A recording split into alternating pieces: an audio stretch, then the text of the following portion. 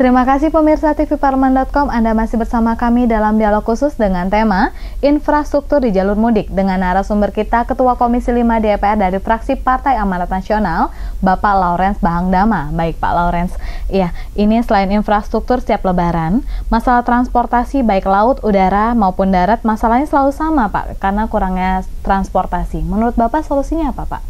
Sekarang memang kita harapkan bahwa transportasi publik ini harus menjadi pilihan utama dari masyarakat. Baik. Kita lihat di kereta api. Kereta api sekarang kita lihat perbaikannya luar biasa. Baik itu menyangkut stasiun, baik yang menyangkut gerbong kereta api. Sekarang tidak ada lagi yang kereta api jarak jauh, yang ekonomi yang orang ada di atas tidak ada lagi. Semua karena sudah dibenahi betul. Termasuk stasiun, kami juga sudah melakukan sidak. Jadi termasuk di Solo kita lihat sudah bersih dan semuanya berjalan bagus.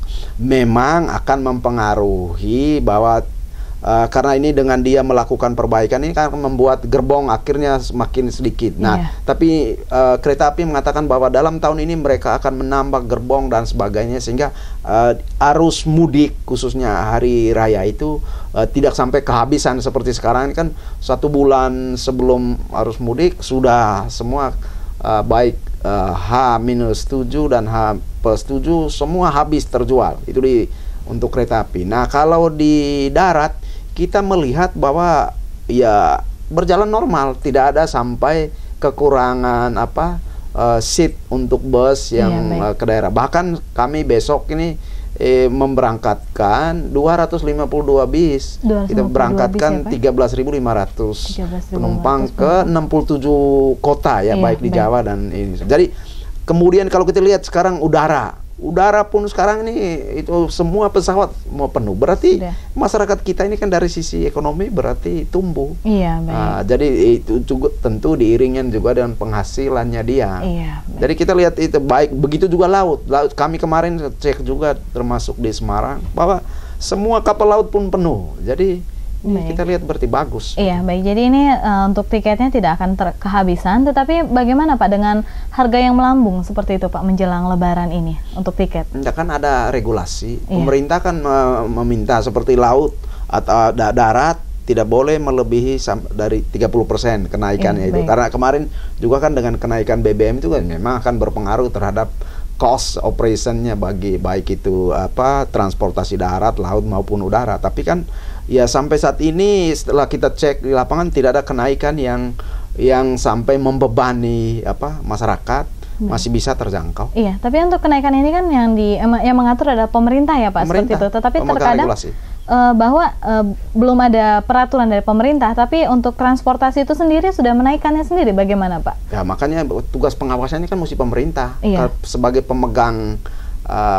aturan, pemegang regulator kan mesti mereka regulasi kan mereka harus melakukan pengontrolan terhadap misalnya kalau ada perusahaan-perusahaan yang melanggar itu ya mesti harus diberikan sanksi. Ada sanksi seperti itu Pak. Untuk sanksinya ini seperti apa? Apakah dicabut untuk itu kan ada tahapan. Ada tahapannya Pak ya? Sanksi itu kan mungkin administrasi sampai kepada misalnya pencabutan izin dan sebagainya. Baik, jadi tetap ada untuk aturan dan sanksinya Pak ya? Kalau DPR kan melihat bagaimana supaya bahwa aturan itu yang memberikan kenyamanan bagi semua ya kan, jangan ada yang dikorbankan ya kan, jangan misalnya perusahaan-perusahaan bis atau kapal laut menaikkan tarif yang menyebabkan mengorbankan masyarakat.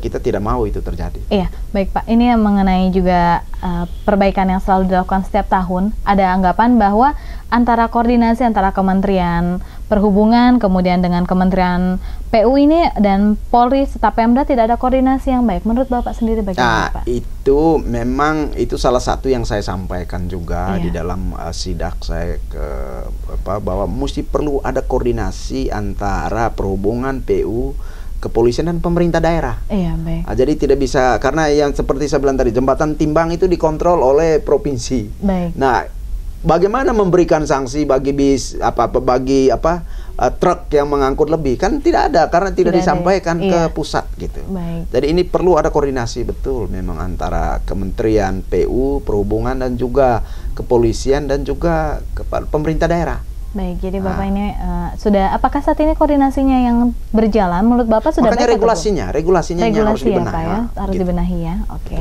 Baik, dan Pak Lawrence, dialog akan kita lanjutkan kembali. Dan pemirsa, jangan kemana-mana, tetaplah bersama kami dalam Dialog Khusus TV Parlemen.com.